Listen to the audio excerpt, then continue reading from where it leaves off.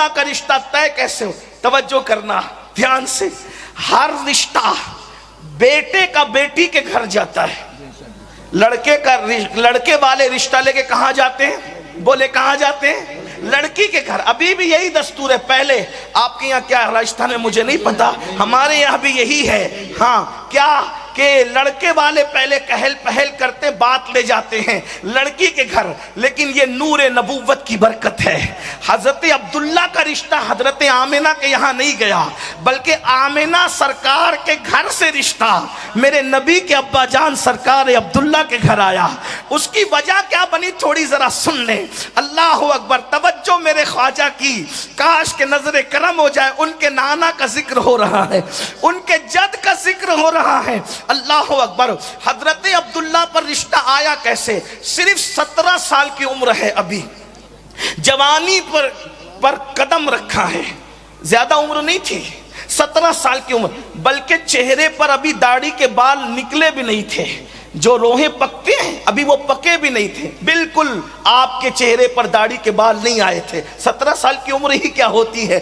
اللہ اکبر، تھے بڑے خوبصورت، شکار کا شوق تھا، شکار کا شوق تھا، شکار کے لیے جنگل گئے، اور اتفاق سے جناب وہب جو حضرت سیدہ آمنہ کے ابا جان ہے وہ بھی شکار کے لیے جنگل گئے۔ یہودیوں نے آسمانی کتابوں میں یہ پڑھ لیا تھا کہ نبی کیسے ہوں گے، آخری نبی، ان کا حلیہ کیا ہوگا، ان کے ابا کا حلیہ کیا ہوگا، ان کے دادا کا حلیہ کیا ہوگا۔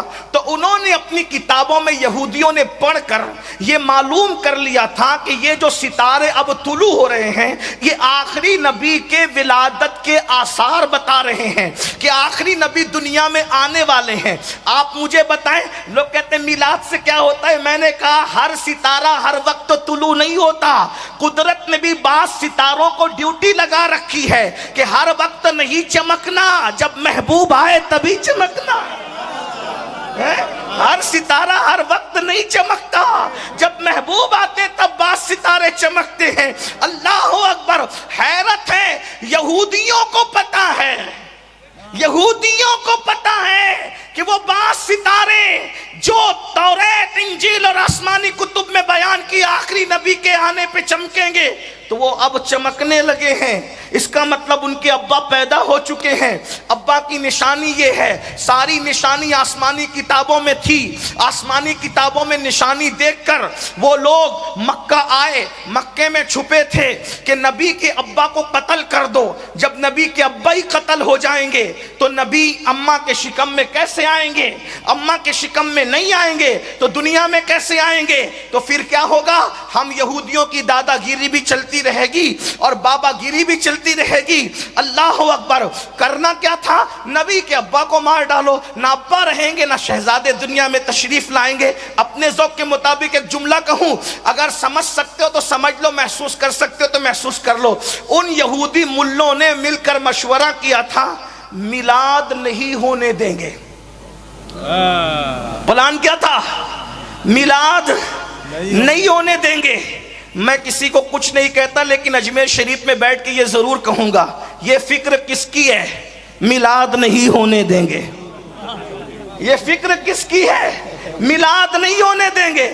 لیکن ملا کہہ رہا تھا میلاد نہیں ہونے دیں گے، اور اللہ فرما رہا تھا ہم تو کروائیں گے، ہم تو کروائیں گے۔ ملا کی نہ چلی، اللہ کے آگے کس کی چل سکتی ہے؟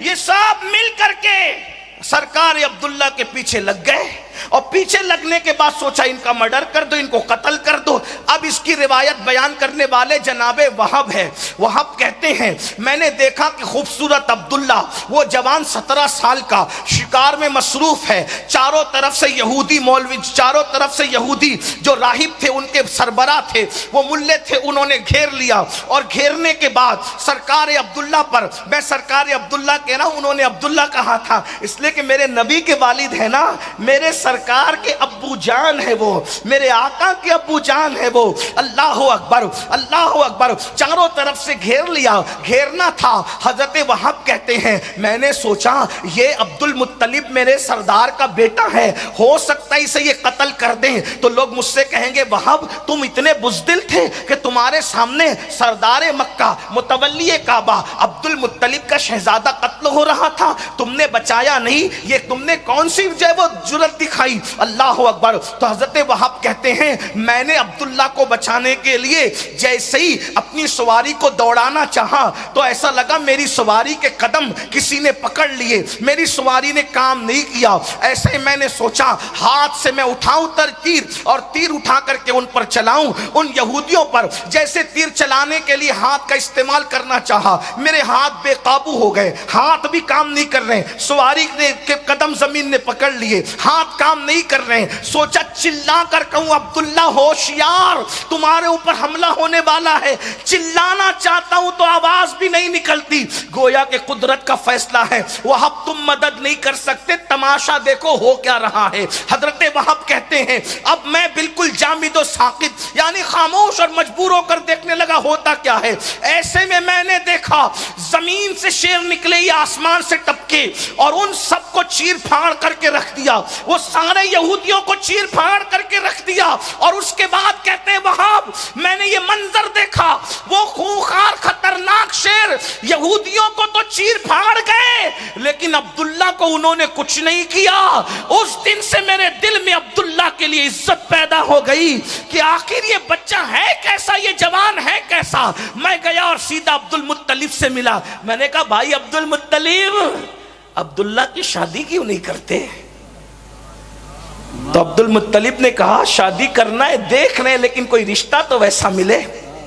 تو حضرت وہاب کہتے ہیں کہیں اور کیوں دیکھتے ہو، میرے گھر میں میری بیٹی ہے نا جس کا نام آمنہ ہے، اس ماحول میں نبی کی امی جان کو طیبہ اور طاہرہ کہا جاتا تھا صرف 15 سال کی عمر میں۔ توجہ فرمائے، آمنہ امن والی، جب اتنے دہشت گرد تھے لوگ کہ اپنے بچوں کو اپنے ہاتھ سے دفن کرتے تھے زندہ، اس دور میں میرے نبی کی امی جان کا نام آمنہ تھا، امن والی۔ اللہ اکبر، امن والے رسول کی امی کو امن والی بنا کر کے بھیجا گیا۔ تو حضرت وہاب نے کہا میری بیٹی ہے نا، اور ان کی طہارت، ان کی عصمت، ان کی پاکیزگی مکے میں مشہور تھی۔ جیسے ہی یہ بات کہی گئی حضرت عبد المطلب نے اس کو جو ہے وہ فائنل کیا، اور اس کے بعد مینا کے اندر سرکار عبداللہ اور سیدہ آمنہ کا نکاح ہوا۔ آپ نے بہتوں کے نکاح سنے ہوں گے، نبی کے ابا جان کا نکاح بھی سنے۔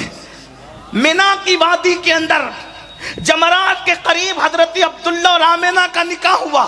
وہ دن جمعرات کا دن تھا، رجب المرجب کا مہینہ بتایا جاتا ہے، دن جمعرات کا بتایا جاتا ہے، اور پہلی ملاقات رسول اللہ کے والد کی، رسول اللہ کی والدہ سے جو پہلی ملاقات ہوئی وہ شب جمعہ میں ہوئی۔ اللہ کی شان، وہ نور جو حضرت آدم کی پیشانی سے منتقل ہوتے ہوتے ہوتے ہوتے حضرت عبداللہ کی پیشانی میں آیا تھا۔ جب حضرت آمنہ سے حضرت عبداللہ کی پہلی ملاقات ہوئی، پہلی ہی رات میں نور محمدی منتقل ہو کر حضرت سیدنا عبداللہ کی پیشانی سے حضرت آمنہ کے شکم میں داخل ہو گیا۔ جس دن یہ نور منتقل ہوا، جس شب، وہ جمعہ کی شب تھی۔ اسی لیے سیدنا امام احمد ابن حنبل نے لکھا، سرکار غوث العظم دستگیر نے لکھا، شیخ عبدالحق محدث دہلوی نے لکھا، شاہ ولی اللہ نے لکھا، اس طرح کے اور محدثین نے لکھا کہ شب جمعہ اس اعتبار سے شب قدر سے افضل ہے کیونکہ اس دن نور محمدی سرکار عبداللہ کی پیشانی سے نکل کر سیدہ آمنہ کے شکم میں داخل ہو گیا۔ اللہ اکبر۔ اور میرے امام اہل سنت نے اس سے مزید پردہ ہٹاتے ہوئے فرمایا، کہا شب جمعہ شب قدر سے افضل کیوں ہے؟ اس لیے کہ نور محمدی حضرت آمنہ کے شکم میں آیا۔ جو نعمت شب جمعہ میں نصیب ہوئی، اب قیامت تک وہ نعمت کہاں نصیب ہو سکتی ہے؟ شب قدر میں جبریل آتے ہیں، شب جمعہ میں جانے جبریل شکم آمنہ میں تشریف لاتے ہیں۔ توجہ فرمائے، اللہ اکبر۔ اندازہ فرمائے میرے آقا صلی اللہ علیہ وآلہ وسلم کے دیوانوں، اب حضور کی میلاد سنتے جائیں۔ میلاد میلاد میلاد کیا کہا نا، سب کی میلاد بیان۔ ایسی ماں لاؤ نا، ایسا بابا لاؤ نا، اور ولادت کے وقت بھی ایسا لاؤ شہزادہ لاؤ نا۔ کیا حضرت آمنہ فرماتی ہیں میرے شکم کے اندر جب وہ نور آیا تو مجھے پتا بھی نہیں چلا کہ میں ماں بننے والی ہوں۔ فرماتی ہیں عورتیں حیا کے پردے میں بہت تقدس کے ساتھ سننا بڑی عبادت ہے، سماعتوں کو باوضو کرو۔ مائیں بہنوں سے معذرت چاہتے ہوئے جتنا میں احتیاط کے ساتھ حیا کے پردے میں بول سکتا ہوں بولوں گا۔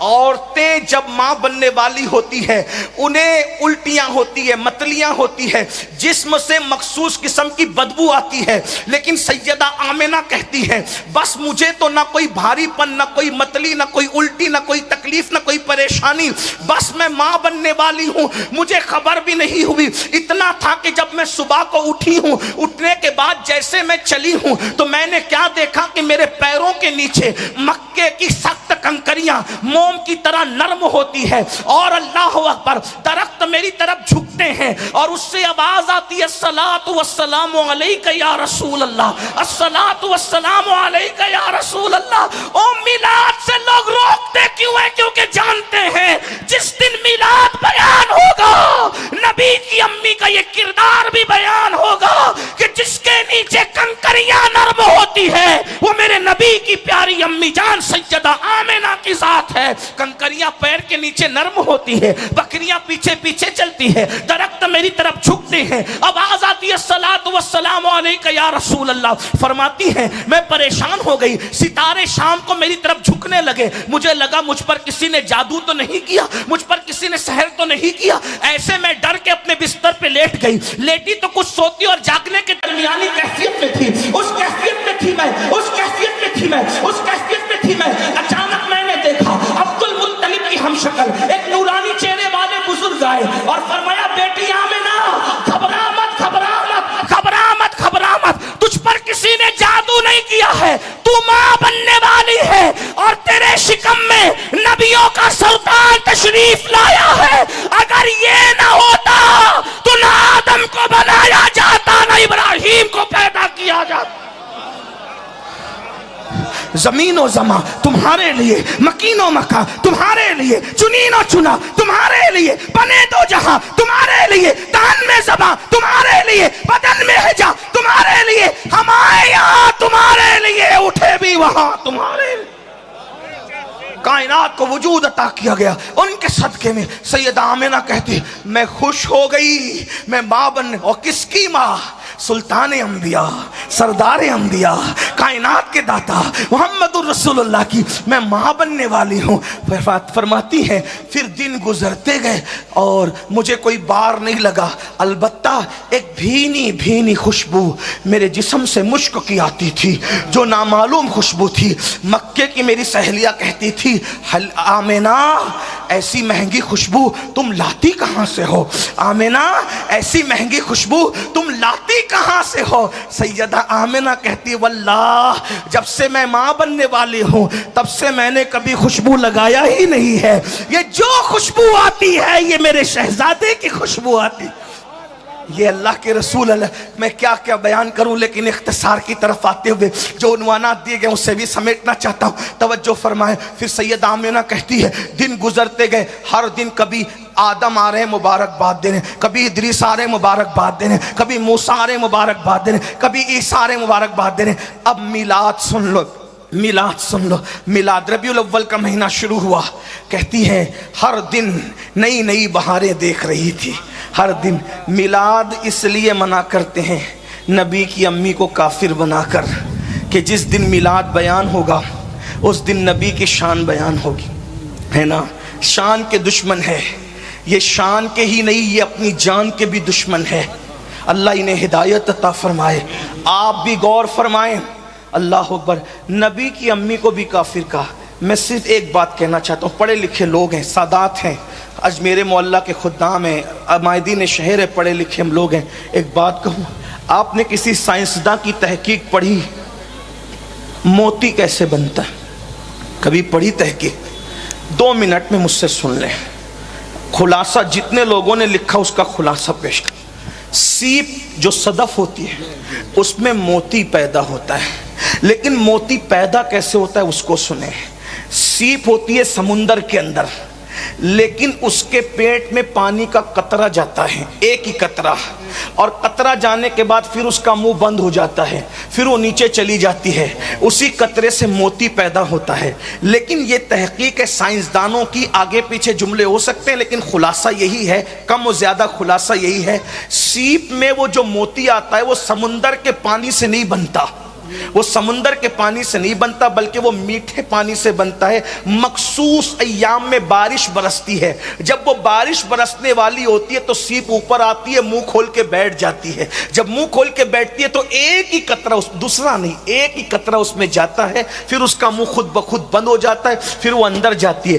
وہ قطرہ جانے سے پہلے اور وہ قطرہ جانے کے بعد سمندر میں سیپ رہتی ہے، اس کے باوجود بھی سمندر کا پانی ایک چھیٹا اس کے اندر نہیں جا سکتا۔ کیوں؟ اس لیے کہ قدرت نے فیصلہ کیا ہے اس سیپ کے اندر ہم موتی بنائیں گے۔ آپ سے پوچھنا چاہتا ہوں، سمندر میں رہ کر سمندر کے پانی سے، کھارے پانی سے اس سیپ کو کون بچاتا ہے؟ اللہ۔ کس لیے؟ کہ میں نے اس میں موتی پیدا کرنا ہے، اگر کھارا پانی اس میں چلا گیا تو موتی پیدا نہیں ہو سکتا۔ آپ مجھے بتائیں، بازار میں بکنے والا موتی جب اللہ پیدا کرنا ہوتا ہے تو سیپ کی کتنی حفاظت کرتا ہے کہ سمندر میں رکھ کر بھی کھارے پانی سے اس کو محفوظ کرتا ہے۔ تو جس میں بازار میں بکنے والا موتی پیدا کرنا ہو، قدرت اس صدف کا کتنی حفاظت کرتی ہے، تو جس پیٹ کے اندر اپنے محبوب کا نور رکھنا ہو، قدرت نے اس کی کتنی حفاظت کی ہوگی، ذرا اندازہ تو فرمائے، ذرا غور تو فرمائے۔ کجا وہ موتی اور کجا در اللہ المکنون، فرق تو دیکھو نا، فرق تو دیکھو نا۔ بازار میں بکنے والا موتی اور کہاں کائنات کا خریدار، دونوں میں فرق تو دیکھو نا۔ قدرت وہاں اتنی محافظ ہے تو یہاں کتنی محافظ ہوگی۔ نبی کی امی جان کہتی ہے ربیع الاول کا مہینہ شروع ہوا، اللہ اکبر، اور 11 ربیع الاول کا سورج جب غروب ہوا ہے، 11 ربیع الاول کا سورج غروب ہوا، 12ویں کا چاند طلوع ہوا، قدرت کا منادی ندا دے رہا ہے۔ میلاد پہ جتنی کتابیں لکھی گئی ہے یا سیرت کی کتابوں میں جتنے ابواب میلاد پر ہے، شبلی نعمانی کو دیکھ لیں، امام قسطلانی کو دیکھ لیں، شیخ عبدالحق محدث دہلوی کو دیکھ لیں، ابن الجوزی کو دیکھ لیں، امام المتکلمین علامہ نقی علی خان کو دیکھ لیں، جتنے لوگوں نے لکھا اس کا اتنے مجموعہ نچوڑ کر پیش کر رہا ہوں۔ لیکن ایک بات کہوں، دل میں جائز مراد لے لو، کیونکہ جب میلاد بیان ہوتی ہے تو جو مراد لو وہ پوری ہو جاتی ہے، کیونکہ حضور کا میلاد پڑھا جا رہا ہے، یہ میلاد النبی ہے، میلاد مصطفیٰ۔ توجہ سے سننا، نبی کی امی جان کہہ رہی سرے شام سے ہی اللہ اکبر میرے گھر میں فرشتوں کا پیرا تھا، چڑیوں کی شکل میں فرشتے تھے، ان کے پیر زمرد اور یاقوت کے تھے، ان کی چونچ بھی زمرد اور یاقوت کی تھی۔ اللہ اکبر، میرے گھر پہ سرے شام فرشتوں کا پیرا تھا، اللہ اکبر۔ اور ابن الجوزی جیسے لوگ لکھ رہے ہیں، اللہ اکبر، شبلی نعمانی جیسے لوگوں نے بھی میلاد لکھی، اٹھا کر کے آپ پڑھیں۔ امام قسطلانی نے تو پھر بہاریں ہی بکھیری ہے، اللہ اکبر۔ امام المتکلمین نے تو پھر بہاریں ہی بکھیری ہے، شیخ محقق نے تو حق ہی ادا کیا ہے۔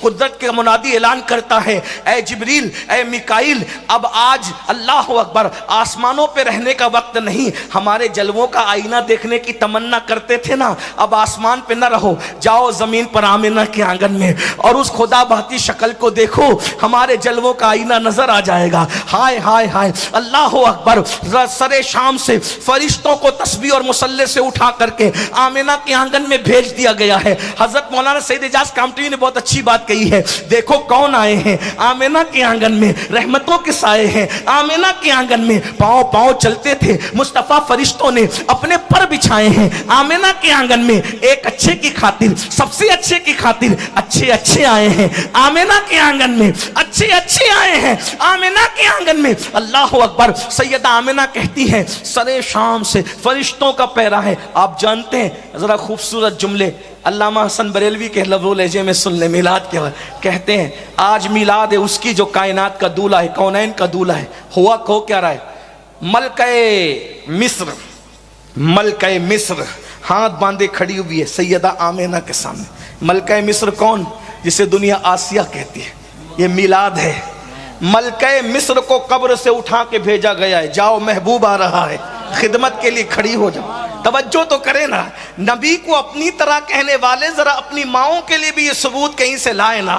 لائے تو صحیح نہ تب ہم مانے کہ آپ نبی کی طرح، ہم تو مان ہی کسی کو نہیں سکتے۔ ارے جب انبیاء ان کی طرح نہیں ہے تو کوئی مولوی ان کی طرح کیسے ہو سکتا ہے؟ اور آپ کو بھی اس کا خیال کرنا چاہیے۔ ملکہ مصر حضرت آسیہ خدمت میں کھڑی ہے، اللہ اکبر، ایک نبی کی بیوی، نبی کی ماں سیدہ ہاجرہ وہاں پر موجود ہے، اور سب کی، ہم سب کی امی جان سیدہ حوا موجود ہے۔ حضرت سیدہ آمنہ کہتی ہے عبد مناف کی بیٹیوں کی طرح، کھجور کے درختوں کی طرح قد رکھنے والی عورتوں کو میں نے دیکھا، گھبرا گئی، یا اللہ یہ عورتیں کون ہیں اتنے اونچی قد کی؟ ایک بی بی آگے بڑی، بی بی گھبرا مت، میں آسیہ ہوں ملکہ مصر، آج تیری خدمت کے لیے آئی ہوں۔ دوسری نے کہا میں ہاجرہ ابراہیم کی بیوی، اسماعیل کی امی ہوں، آج تیری خدمت کے لیے آئی ہوں۔ تیسری نے کہا میں آدم کی بیوی تیری ماں ہوں، حوا آج تیری خدمت کے لیے آئی ہوں۔ ایک جملہ یہاں پر عرض کروں گا، میلاد پہ روک اس لیے ہے، مجھے بتاؤ حوا ولیہ ہے کہ نہیں ہے؟ بولو حوا ولیہ ہے کہ نہیں ہے؟ آسیہ ولیہ ہے کہ نہیں ہے؟ مریم ولیہ ہے کہ نہیں ہے؟ ہاجرہ ولیہ ہے کہ نہیں ہے؟ مریم بھی قبر میں، آسیہ بھی قبر میں، حوا بھی قبر میں، ہاجرہ بھی قبر میں۔ بولو نبی کی امی کہہ رہی ہے چاروں میرے سامنے خدمت کے لیے کھڑی تھی یا مدد کے لیے کھڑی تھی؟ نبی کی امی بتا رہی ہے کہ ولیہ قبر میں رہتی ہے، لیکن اللہ اگر چاہے تو حضور کی میلاد کے موقع پر نبی کی مدد کے لیے بھیج سکتا ہے۔ حوا آئی جدہ سے، آسیہ آئی مصر سے، مریم آئی شام سے، اللہ اکبر، ہاجرہ آئی شام سے یا مکہ المکرمہ میں ایک روایت، لیکن آئی تو قبر سے نہ۔ نبی کی امی کہہ رہی ہے چاروں مدد کے لیے کھڑی تھی، تو نبی کی امی نے عقیدہ بتا دیا کہ ولی قبر سے اللہ کی اجازت سے کسی کی مدد کے لیے کہیں بھی پہنچ سکتا ہے۔ جب آسیہ جیسی ولیہ پہنچ سکتی ہے تو 90 لاکھ کو کلمہ پڑھانے والا معین الدین بھی پہنچ سکتا ہے۔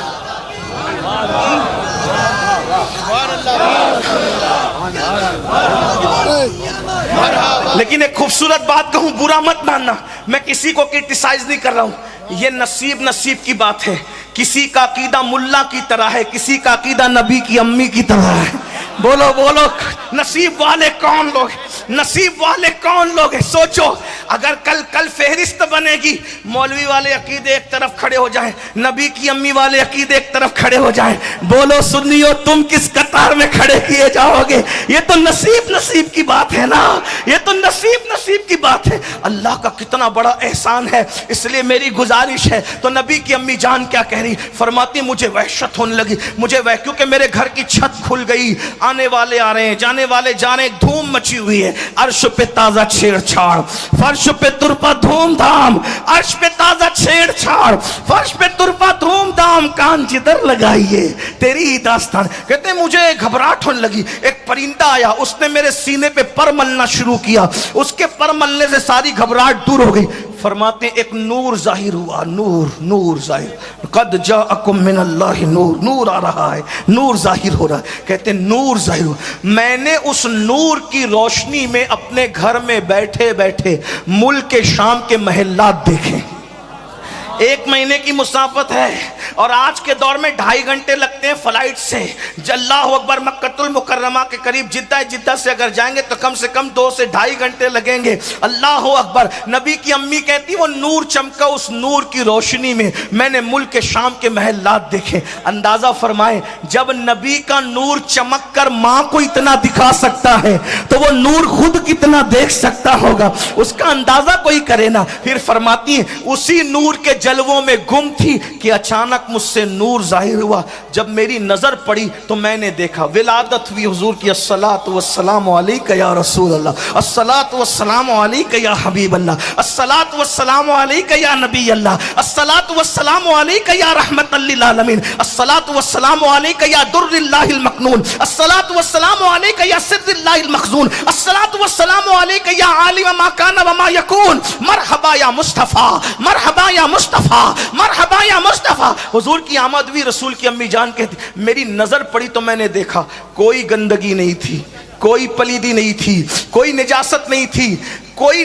نال وال کچھ نہیں تھا جو بچوں میں ہوتا ہے، کچھ نہیں کچھ نہیں کچھ نہیں کچھ نہیں۔ فرماتی میں نے دیکھا دونوں گھٹنے زمین پہ ٹیکے ہیں، آسمان کی طرف سر اٹھایا ہے، ایک ہاتھ یوں رکھا ہے، ایک ہاتھ یوں اٹھا کر خدا کی کبریائی بیان کر رہے ہیں، اور اس کے ٹھیک بعد سر کو زمین پہ رکھ کے کہا رب حبلی امتی، رب حبلی امتی، رب حبلی امتی، رب حبلی امتی۔ اللہ میری امت کو بخش دے، میری امت کو بخش دے، میری امت کو بخش دے۔